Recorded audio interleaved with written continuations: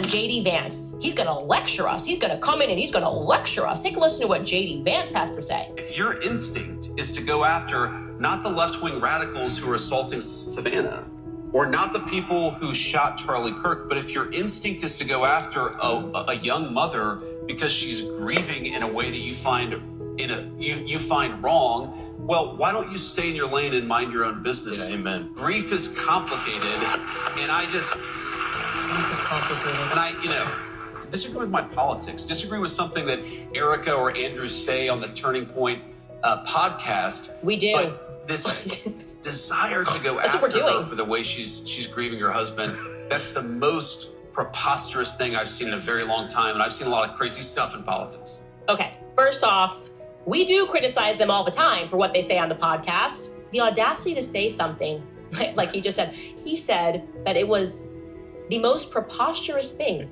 that he has seen in politics in a very long time. I've seen some preposterous things just over the last few weeks in politics that should probably rank higher on your list, okay? Like when you guys blew up that school, 150 Iranian schoolgirls were killed, and then you lied about it. That, to me, feels a little more preposterous. I mean, it was not just even 2 days ago that Trump said that he thought Jesus was a Red Cross doctor. That was a little preposterous. I don't know, the Epstein files? Did you have time to go through that, Mr. Vice President? Nothing in there ranked more preposterous for you? How about Trump just generally attacking a pope because he's calling for peace? How about Trump saying that Brigitte Macron is hot? That was pretty preposterous. The literal ticket you guys ran on was calling for peace. Now you're attacking the Pope, or Trump is attacking the Pope because he's calling for peace. That feels pretty preposterous. Going to war with the explicit aim of opening the Strait of Hormuz, which was already opened before you began the war, is pretty preposterous. Gas prices right now are pretty preposterous. So please do not lecture us, JD. Do not, okay? The lecture that is coming from you is exactly why we don't like Erika, because we see it for exactly what it is. It's elite. She can get Trump to say how much Charlie loved her in his Easter speech. It's the balcony approach that makes us sick. We feel it. You guys looking down in the crowd like we're animals and you're somehow more dignified. Okay, Mr. Vice President, respectfully, our friends aren't in the Epstein files. And I have enough common sense to know that the reason we refer to it as common sense is because it's shared amongst the commoners, us, the majority. And right now, the left and the right, the internet, we have correctly identified the nature of your friend, Erika Kirk. So please, I beg of you, we are 7 months into this thing. Please do not give us more bed slap. We have had our fill. Shame on JD Vance. He's gonna lecture us.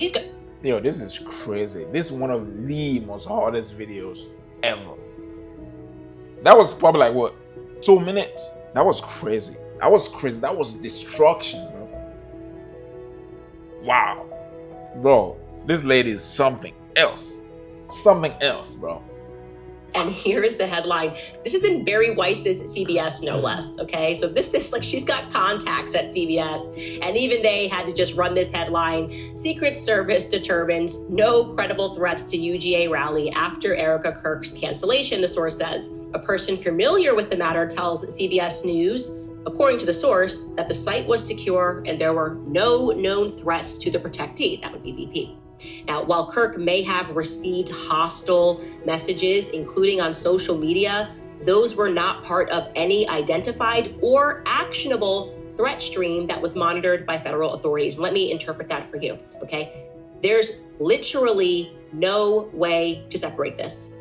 When the vice president is speaking, if he's going to speak at an event and Candace Owens is going to be on stage, the federal authorities are going to be looking online for threats against Candace Owens, because you're not going to be like, oh, well, that person said they're going to kill Candace Owens, but don't worry, Veep. They're only going to go, when they're there, they're only going to kill Candace. She's interviewing you on stage, but don't worry about this threat. No, of course, they also would be looking at threats against Turning Point USA, about threats against that were being directed toward Erika Kirk, and they said this was not happening. Well, first of all, I love Erika, and I know that she did get some threats. And, about 2 hours ago, as you know, Andrew, I was a little worried that we were going to have to cancel the event because Erika was not going to come, and she was very worried about it. And I talked to the Secret Service, and obviously these guys do a very good job. And I said, you know what? Let's let Erika do what she needs to do for herself and her family. He's basically saying that the Secret Service, that we have no idea what she's talking about. we're good.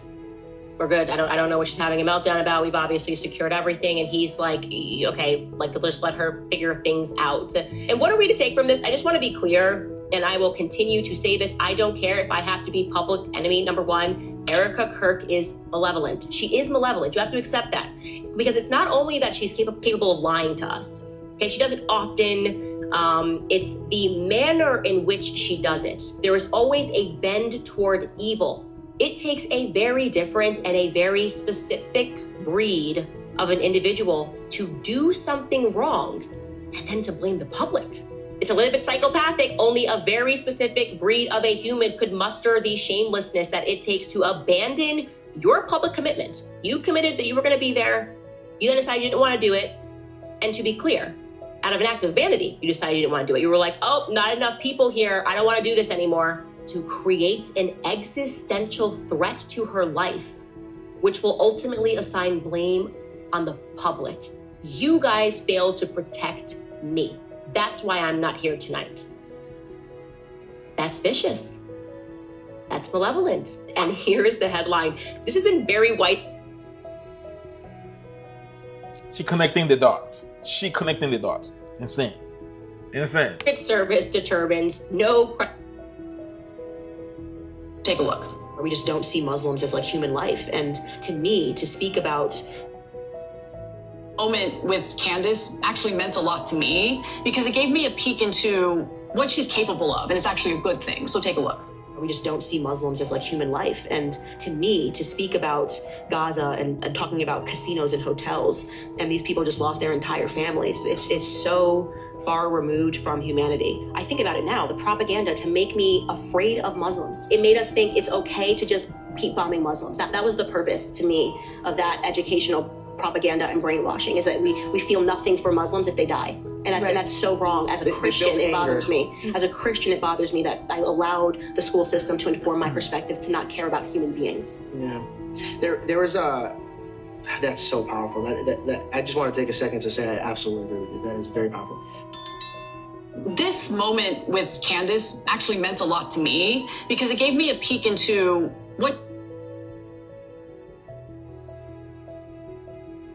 If something is being pushed on you, no, that's not true. Everything that's being pushed on you is not true. What's not being pushed on you? You know what I mean? So. I'm just scared. Like, I'm looking online and people are saying, like, they're just saying how, like, they want me to die. I'm just so overwhelmed right now, Mr. Vice President. I'm just so overwhelmed. Dab, dab, dab. No tears. I'm so overwhelmed.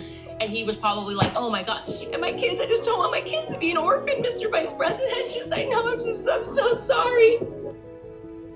That's what I think went down. I'm just scared. Like, I'm looking online and people are saying, like, they're just saying how, like, they want me to die. I'm just so overwhelmed right now, Mr. Vice President. I'm just so overwhelmed. Dab, dab, dab. No tears. I'm so overwhelmed. And he was probably like, oh my God. And my kids, I just don't want my kids to be an orphan, Mr. Vice President. I know, I'm so sorry. That's what I think went down. I'm just scared. Like, I'm looking online and people are saying, like, they're just saying how, like,